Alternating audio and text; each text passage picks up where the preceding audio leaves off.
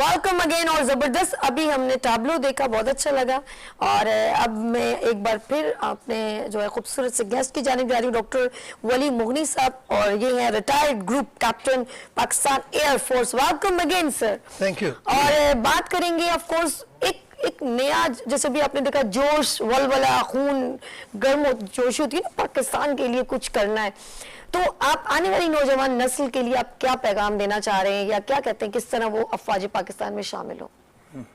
देखिए, सब में इम्पोर्टेंट बात है कि आप एजुकेशन को आप लाइटली ना लें और बहुत सीरियसली पढ़ें। लोग समझते हैं कि अगर आप फ़ौज में जा रहे हैं तो शायद आपको पढ़ना ना पड़े।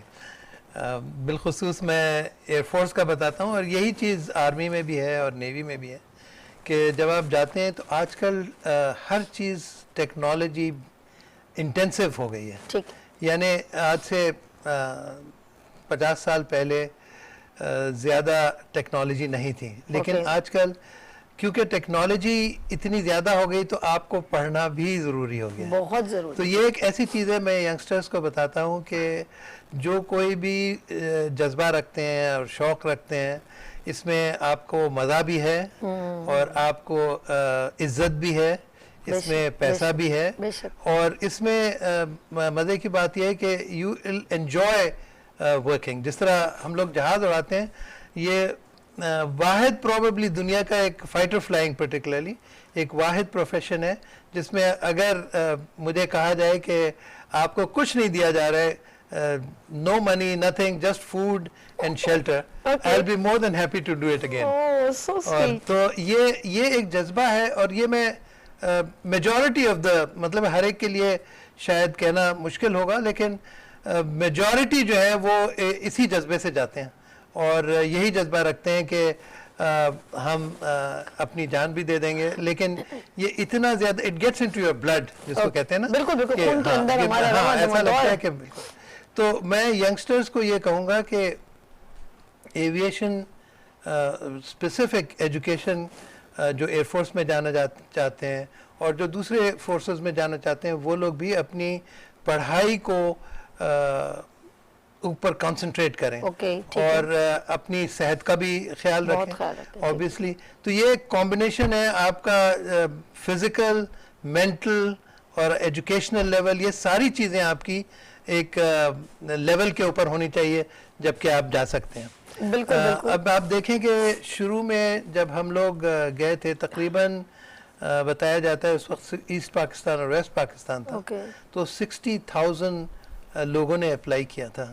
जब हमारा कोर्स शुरू होने वाला था जीडीपी का। अच्छा। तो लेकिन उसमें से सेलेक्ट हुए 60। ठीक है, तो 1%।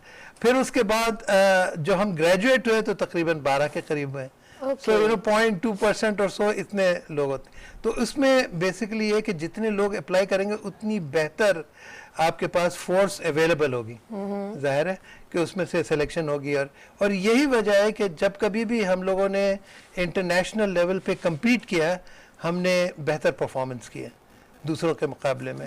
मैं इंस्ट्रक्टर भी रहा हूँ at various places outside Pakistan, और मैंने ये देखा कि पाकिस्तान में एक टैलेंट है इसमें कोई और इस टैलेंट को बड़ा ज़रूरी है कि हम लोग इसको कैपिटलाइज करें, यूज़ करें, लोगों को बताएं, अवेयरनेस हो।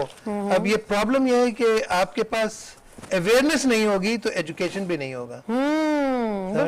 तो जाहिर है जब आपको अवेयरनेस होती है फिर एजुकेशन होती है। एजुकेशन के बाद नेक्स्ट स्टेप इज़ कि अपने आप को आप प्रिपेयर करें for whatever objective that you have, whether air force और आर्मी, नेवी, जहाँ पे भी आपको जाना है, अगर आर्म्ड फोर्सेस की तरफ आपका रुझान है। बिल्कुल ठीक है, बिल्कुल। अच्छा वली साहब, ऑफ कोर्स कभी कभी कुछ ऐसे वाक़यात, जैसे अभी हंस रहे थे कि यार ऐसे हमें कॉल आई कि भाई हाईजैक हो गया राशिद बिनास का। तो कभी कभी ऐसा होता है कि जब आप जंग के अंदर आपको भूखा भी रहना पड़ता है, कुछ ऐसी जिंदगी के बहुत मौत को करीब से हम लोग, ऑफ कोर्स हम तो मेंटली प्रिपेयर होते हैं ना कि शहीद होंगे तो या तो गाजी होंगे, तो वहाँ पर कभी कोई ऐसा वाक़या, चाहे कत्तर का ही सही, कोई बहुत सारे ऐसे वाक़े ज़िंदगी में गुजरे हैं, बल्कि एवरी अदर डे हमारा ये इसी तरह का होता है क्योंकि मैंने रिकॉनेसेंस रिकॉनेसेंस का मतलब आप दुश्मन की सरहदों पे जा कर के आपको देखना होता है कि भाई उनकी क्या मूवमेंट है, और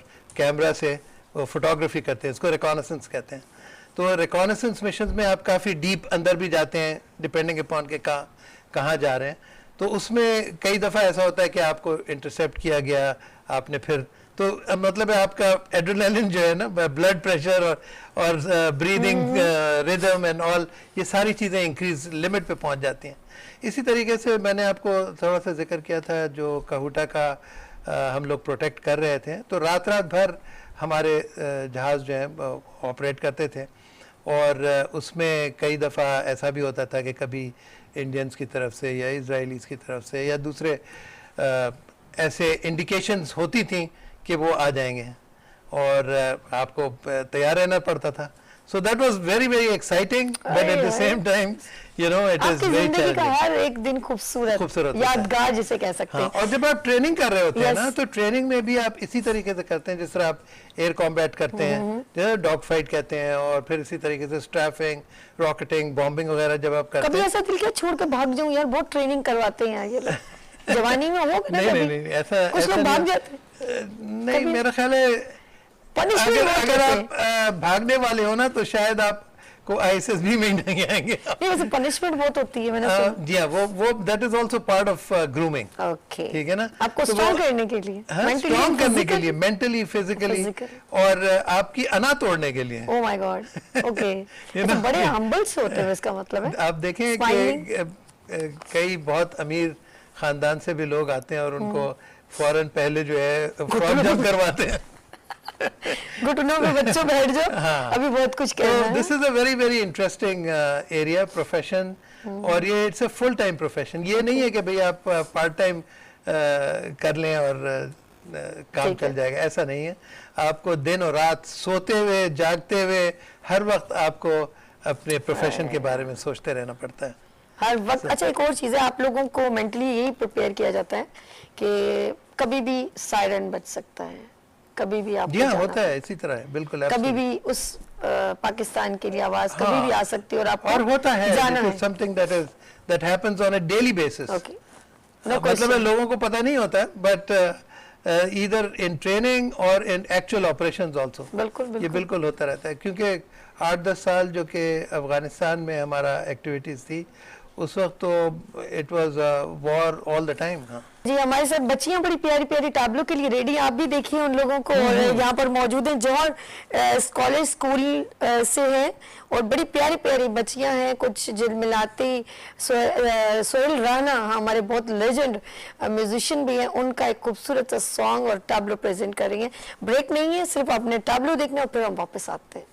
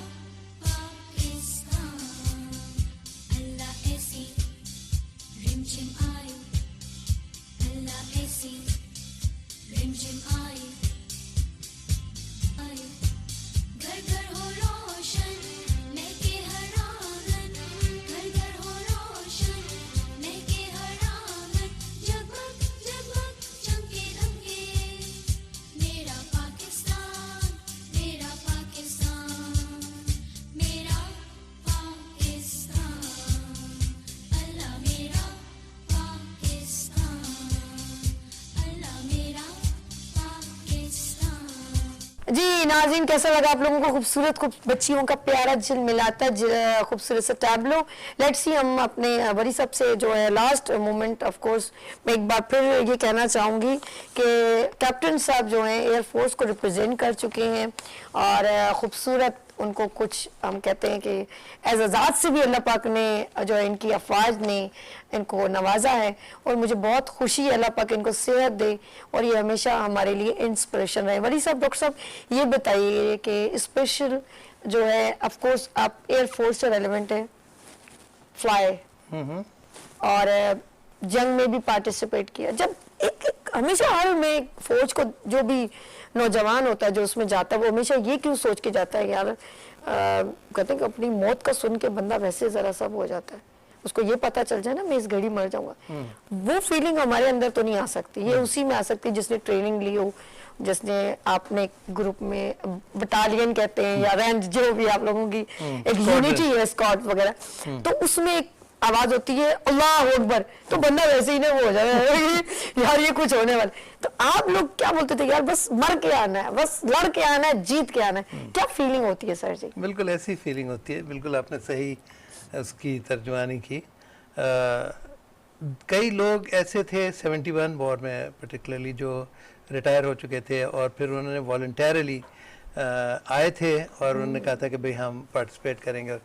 कई सीनियर किस्म के लोग थे, वो लोग फ्लाई भी कर रहे थे। एक साहब थे जो इंग्लैंड चले गए थे, उनकी वाइफ भी ब्रिटिशर थी, तो वो है उनको हम लोग ब्लू मैक्स कहते थे। अच्छा। तो वो F-86 में उन्होंने फ्लाई किया, बिल्कुल उनको उड़ता तीर की तरह, मतलब वो हर जगह पे पार्टिसिपेट करना चाह रहे थे।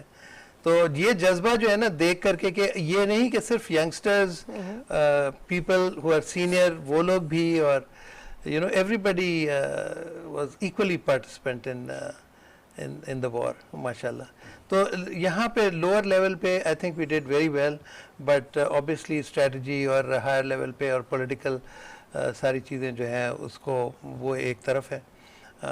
लेकिन मैं अगर आप इजाज़त दें तो मैं बताना चाहता हूँ कि एविएशन इंस्टीट्यूट ऑफ मैनेजमेंट, जिसको मैं अभी CEO भी हूँ और मैनेज कर रहा हूँ, ये कराची में है, गुलिस्तान जौहर में है, and we not only counsel and mentor students who want to get into the air force और specially other armed forces also, उनके लिए भी ISSB की गाइडेंस भी देते हैं, लेकिन एविएशन मैनेजमेंट और कमर्शियल एविएशन के लिए भी हम all the way from 6th grade onwards right up to masters level की कैपेबिलिटी रखते हैं और बच्चों को पढ़ाते हैं।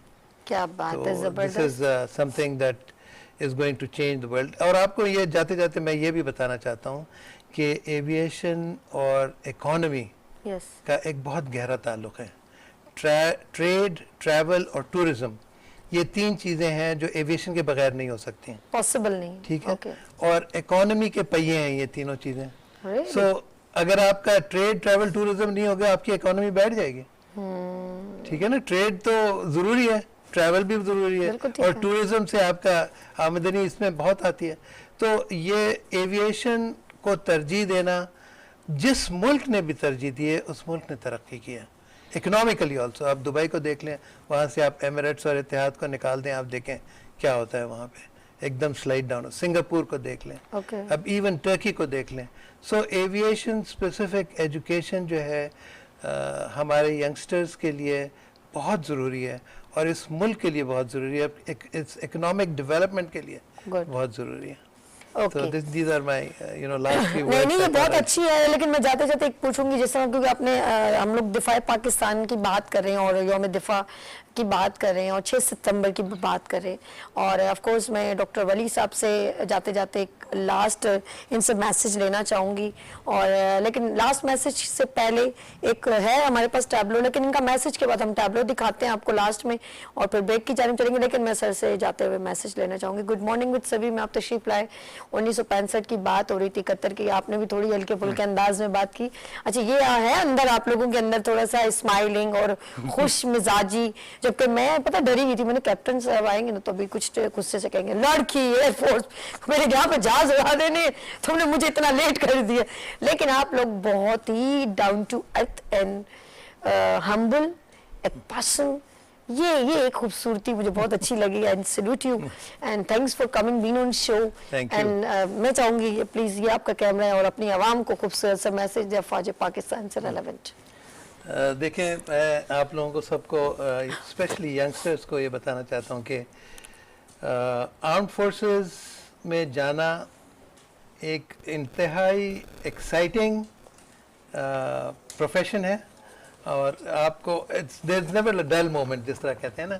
और इसी तरीके से आपको पढ़ाई जो है वो उतनी ही ज़रूरी है जितना आपको शायद मेडिसिन पढ़ने में या इंजीनियरिंग पढ़ने में आपको पढ़ना पड़ता है। और कई दफ़ा ऐसा भी होता है कि आपको इससे ज़्यादा पढ़ना पड़े। तो पढ़ने से आप पीछे मत हटें, number 1। Number 2, consider this as a career in itself.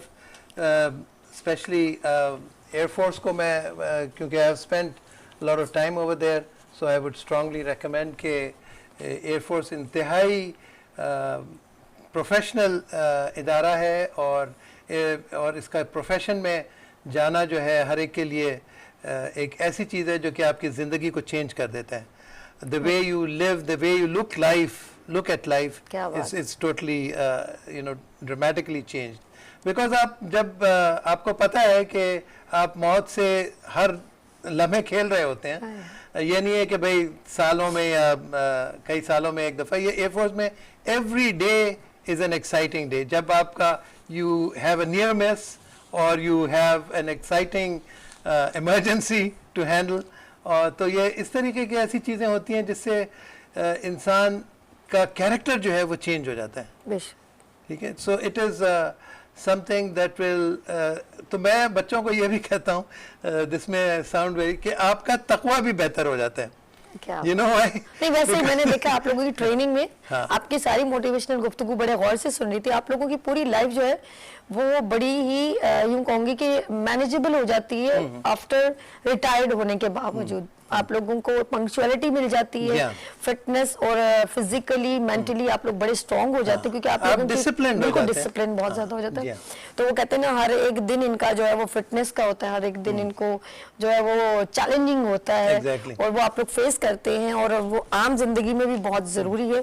Thank you sir, बहुत शुक्रिया। और जी नाज़रीन, आप लोगों ने ब्रेक बाद में लेनी है, लेकिन उससे पहले मैं ये कहना चाहूंगी कि एक स्कूल का जो है जबरदस्त टैबलो रेडी है, MM स्कूल है और वो है ए मेरे वतन मेरे वतन हो, जो तुझसे मिला दे वो कदम जिसमें ये दम हो। यस, यहाँ लेंगे